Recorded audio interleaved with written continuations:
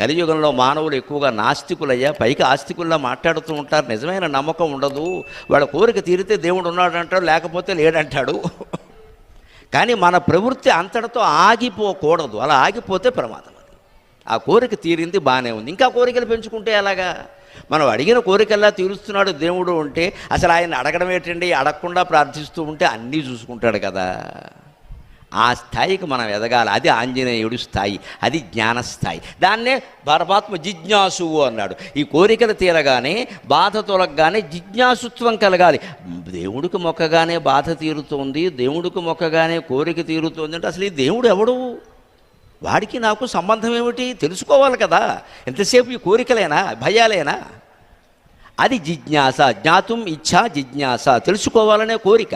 ఆ కోరిక కలగాలి. పెరిగితే మనం సరైన మార్గంలో ఉన్నట్టు. ఆధ్యాత్మిక వ్యవస్థకి ఎవరో పరీక్ష పెట్టి మార్కులు వేయరండి, మనకు మనమే వేసుకుంటాం.